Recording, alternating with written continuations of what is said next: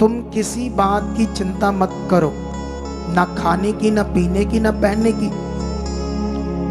क्योंकि तुम्हारा स्वर्गीय पिता जानता है कि तुम्हें किन चीजों की आवश्यकता है। वो सब कुछ जानता है। अगर तुम्हारे अंदर ये वचन नहीं है कि मैं किस बात की चिंता कर रहा हूं, कौन से विषयों की चिंता कर रहा हूं, कारोबार को लेकर कर रहा हूं, डिवोर्स होने वाला उसकी चिंता कर रहा हूं, झगड़े चल रहे, कोर्ट कचहरियों के केस चल रहे, कारोबार नहीं चल रहा, फाइनेंशियल रास्ते बंद हो चुके, तो यीशु ने कहा किसी भी बात की चिंता मत करो। आपका कोई भी मैटर हो, किसी भी तरह का मैटर हो, कितनों को बात समझ आती है? किसी भी तरह का मैटर हो, पैसों का हो। अभी देखो, आज मेरे पास थोड़ा सा बीज है जो मैं डालूंगा अपना, ठीक है, लेकिन कुछ समय बाद मेरी एक रियल एस्टेट की बड़ी डील है, डील हो चुकी है, मुझे मोटे पैसे आने वाले हैं और मैं आपको बताऊंगा ये बीज है मेरा। कितनों को बात समझ आती है? आपको मैं दिखाऊंगा लाइव में यहां रखकर कि इतना बीज मैंने बोया, जो मेरी चाहत, खुदा ने मेरे लिए रास्ते खोले। वो शक्तिशाली है, वो कुछ भी कर सकता है। कितनों को बात समझ आती है?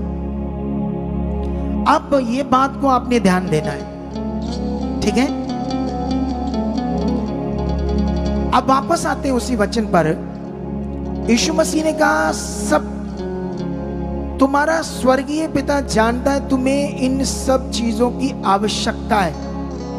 पैसे नहीं तो वो जानता तुम्हें चाहिए, कारोबार नहीं है तब भी वो जानता तुम्हें चाहिए, घर में क्लेश है शांति चाहिए वो जानता है शांति चाहिए, तुम बीमार हो रोगी हो वो जानता है तुम्हें चंगाई चाहिए। लेकिन यीशु मसीह ने कहा तुम सबसे पहले क्या करना है? सबसे पहले क्या करना है? परमेश्वर के राज्य और उसकी धार्मिकता की खोज करो, तो ये सारी चीजें तुम्हारे पीछे आ जाएंगी। जब तुम्हें वचन ही नहीं याद जिससे सारा कुछ होना है, तो तुम वो काम कैसे करोगे जिससे होना है? बोलो। जब तुम्हें ये वचन ही नहीं याद जिससे चीजें तुम्हारे पीछे आनी है, पैसा तुम्हारे पीछे आना है, जो लोग तुम्हें नकार रहे हैं वो लोग तुम्हारे पीछे आएंगे। कितनों को बात समझ आती है? अब यूसुफ की जिंदगी को देखो, यूसुफ के पीछे उसके भाई दुम हिलाते आए, उसके घुटनों पर गिरे जबकि उससे बड़े थे। कितनों को बात समझ आती है? माता पिता भी उससे डरने लगे क्योंकि इतनी बड़ी पोस्ट पर उसको बैठा दिया परमेश्वर। पोस्ट पर यूसुफ बैठा कैसे? ये वचन तो तुम्हें याद होना चाहिए ना। अगर तुम याद नहीं तो वो करोगे नहीं जिससे सब कुछ होना है। एक चीज सीख लो, इस वचन को हम आगे बढ़ाते हैं, लेकिन यहां अगर तुम्हारी जिंदगी में, तुम्हारे ब्रेन में, तुम्हारे मन में तुम्हारे हालात हैं, हर वक्त चिंता चल रही है, हर वक्त हालात है, जो भी गड़बड़ तुम्हारे साथ चल रहा वो तुम्हारे दिमाग में चली जा रहा, तो कुछ अच्छा नहीं होना, उल्टा और खराब होना है। अगर उसकी जगह पर तुम्हारे अंदर वचन आशा के चलने लगे, फर्क समझो। मान लो 50% हालात दिमाग में चल रहे और 50% परमेश्वर के आशा के वचन चल रहे आपके दिमाग में, फिर भी कुछ कह नहीं सकते कब रिजल्ट आएगा ना, क्योंकि 50-50 है। 50-50 को कहते हैं कुछ पता नहीं क्या होगा। 50-50 अगर 60% हालात है और 40% परमेश्वर का वचन है, फिर तो खराब है काम। अगर 70% आपके दिमाग में आपके हालात, आपकी चीजें गड़बड़, जो भी चिंता, सब चीजें चल रही है वो दिमाग में चल रहा, आप परेशान हो, दुखी हो, मन खराब है, तो ये विश्वास नहीं है, ये धार्मिक जीवन नहीं है, ये भरोसे वाला जीवन नहीं है। इससे कुछ रिजल्ट नहीं आना, उल्टा खराब होना है। अगर 80% ये रेशो बढ़ गई, 90% रेशो बढ़ गई, तो होगा क्या तुम्हारी जिंदगी का? शैतान तो तुम्हें रोल देगा, रौंद रौंद देगा। कितनों को बात समझ आती है? कुचल देगा तुम्हें, क्योंकि तुम गलत चीज में पड़े हुए हो।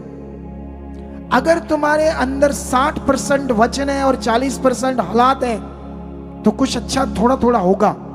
अगर ये रेशो बढ़ गई, 70% बढ़ गई, परमेश्वर की धार्मिकता की, उसके वचन आपके दिमाग में चलने लगे, आशा की बातें चलने लगी, तो रिजल्ट आएंगे।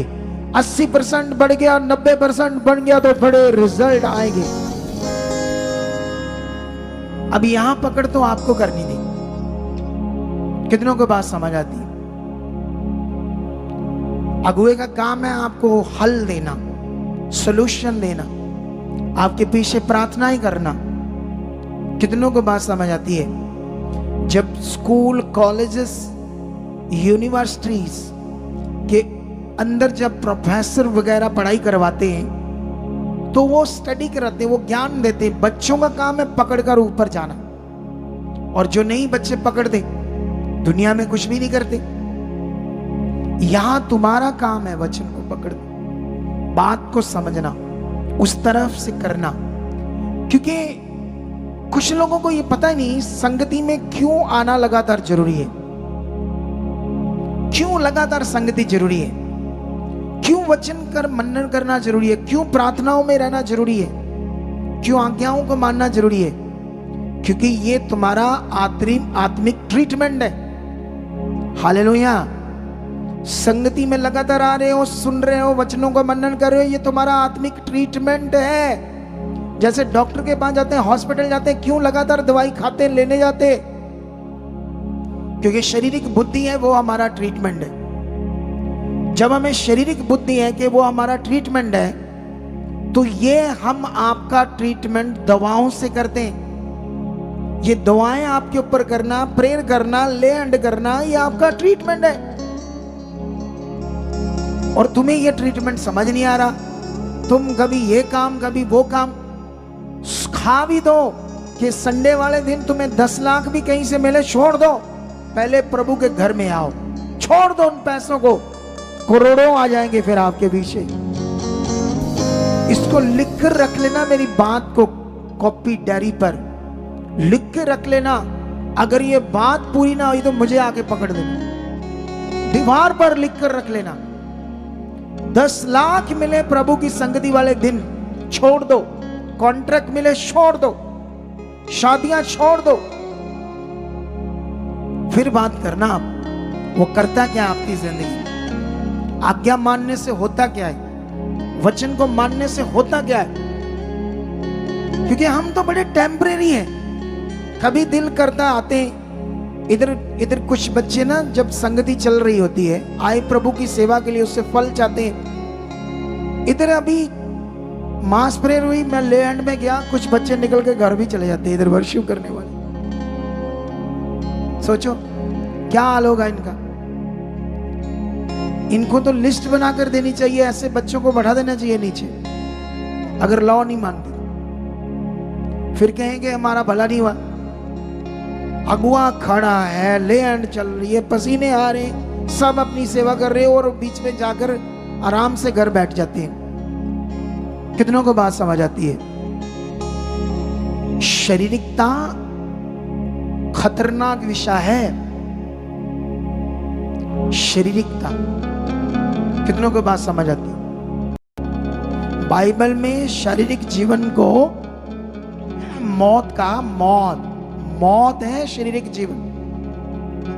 ईर्ष्या किसी से रखना, ये मौत है, मौत।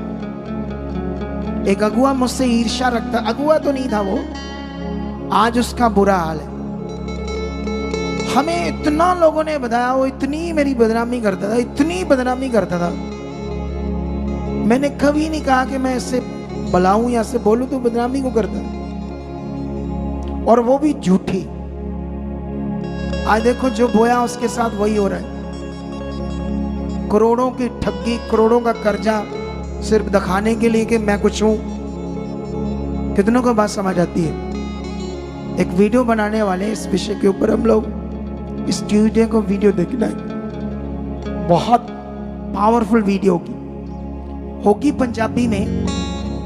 जैसे आज मैं भाषा की बात कर रहा था। जैसे पंजाबी और हिंदी मेल खाते हैं ना, समझ आ जाती है ना लोगों को, पंजाबी लोगों को हिंदी समझ आ जाती है, हिंदी लोगों को पंजाबी समझ आ जाती है, एवरेज ये मेल खाती है। ऐसे हिब्रू और अरामिक मेल खाती भाषा थी, समझ आई।